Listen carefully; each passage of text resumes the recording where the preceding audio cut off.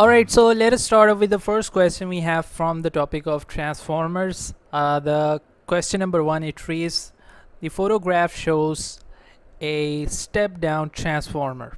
Okay, and then you're shown a diagram which is saying is representing a step down transformer.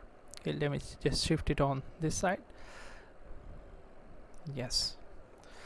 So we have a step down transformer. The question is, explain why step down transformers are used in the transmission of electricity in the national grid. So the question is basically, what is the use of the step down transformer? We also studied the use of step up transformer, which was to increase the voltage and thereby decrease the energy loss or the power loss.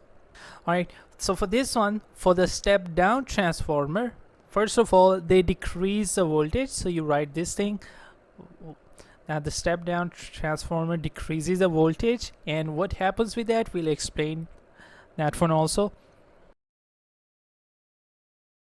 So step down transformer decreases the voltage. So the thing is, we have intentionally increased the voltage first once we were generating the electricity. So this was your, let's say, power station where you were generating the electricity. So from the power station, you used a transformer to increase the voltage. So here you had step up transformer. So you use the step up transformer to increase the voltage, and then you send the electricity through the transmission lines, and due to the increased voltage there was less power loss. So the power loss was decreased. Now the thing is, in order to get back the same voltage, or to get the voltage which the devices are compatible with, we need to once again reduce the voltage. Alright, now we increase just to reduce the power loss. We increase it in the first place, but now we need to get the voltage at a nominal rating which is compatible with the appliances, so that the appliances can work with the normal voltage rating.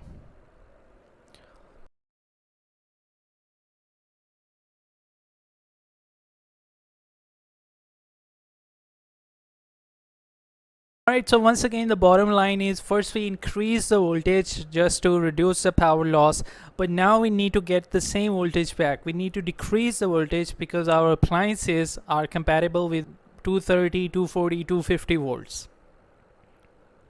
So let us move on to the next one. Transformers need alternating current to work properly. Okay, this is an independent statement. Sometimes they can ask you in the exam also which voltage or which current is compatible for the transformer. It is the alternating current, because that alternating current produces changing magnetic field, and only a changing magnetic field can induce EMF on the other side of the coil. Alright, anyway, sketch a graph of an alternating current with a frequency of 2 Hz. Alright, so just a simple one. Frequency of 2 Hz simply means you have 2 waves in 1 second. Frequency means number of waves in 1 second, so you'll be having 2 waves per second. 2 waves per second. So in 1 second you would be having 2 waves. As far as the amplitude is concerned, let me check if they have put any limit on the amplitude. No, there's no limitation on the amplitude, so you have to just assume any amplitude.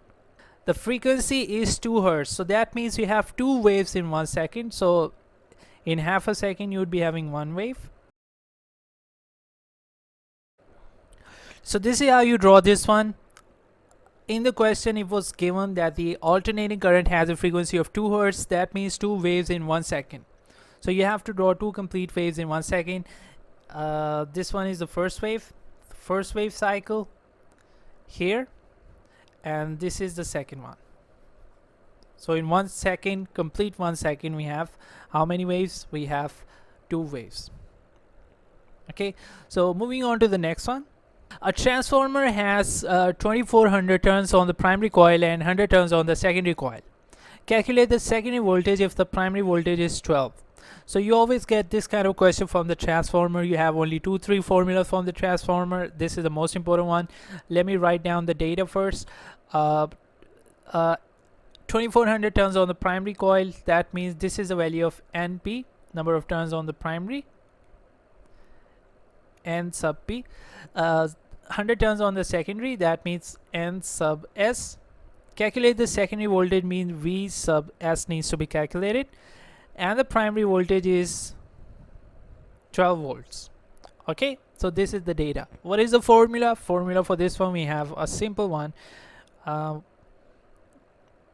Secondary voltage needs to be found out. Okay, so Vp over Vs equals to Np over Ns.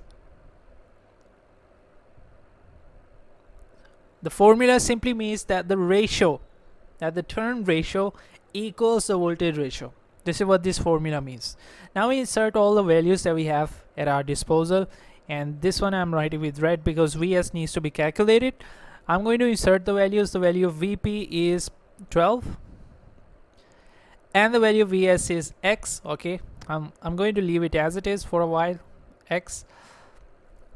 And the value of Np, number of turns on the primary, was 2400 divided by the number of turns on the secondary was how much? 100. Okay, so afterwards you just hit it on the calculator, like these two zero cancelled out. Then X equals to 12 divided by 24. That gives you 1 over 2, which is 0.5. So the voltage at the secondary would be 0.5 volts. Alright, so moving on to the next one. Here we have the question number 2. This is from the topic of generating electricity. Complete the sentence by putting a cross in the box next to your answer. Electrical energy can be measured in, and the electrical energy all in all is measured in kilowatt hours. So B is the right answer for this one. Then you have the next one. Scientists are looking for new ways to produce electricity from renewable sources. The diagram shows a model of the device to generate electricity from waves. The coil is fixed to the concrete block. The magnet can move freely inside the coil. Okay. Explain how this device produces the electric current. So what you have to explain is basically the process of induced EMF, or how is current induced in this circuit. This is what you need to explain. Whatever they can change the situation in plenty of ways, but the main context, the main concept here is you have to explain the same pointers of how do we induce EMF by having a rate of change of magnetic flux linkage.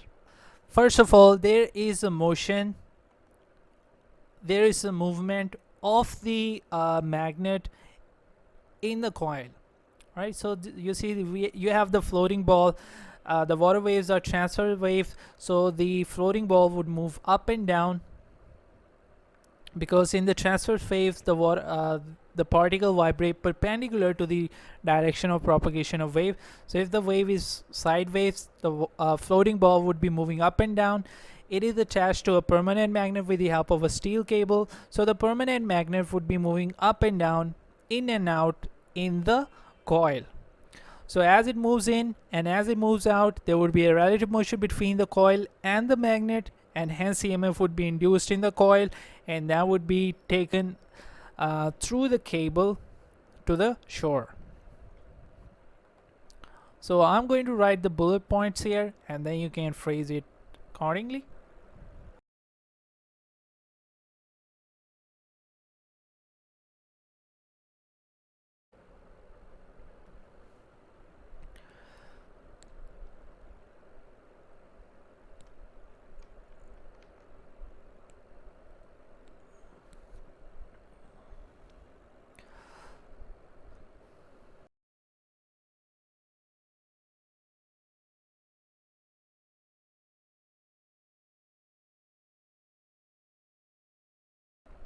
All right, so like I said, I always tell this thing to the students that you gotta memorize these three lines.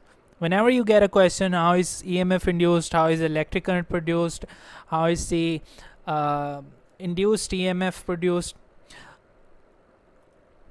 in the case when you're moving the magnet or when you're moving the coil or when there's a relative motion between the magnet and the coil, so you gotta write these three sentences and you'll be getting 3 marks for this. Pointers for this one that can help you to increase the induced EMF or the induced current. So to increase the induced current, first of all, you must be having, what you can have is increase the number of turns in the coil or increase the length of the conductor. So the length of the conductor in this case would be the number of turns in the coil. So this is the first pointer, increase the number of turns of the coil. And if you do so, the EMF induced would be increased and the induced current would be increased. And the easiest answer is use a stronger magnet.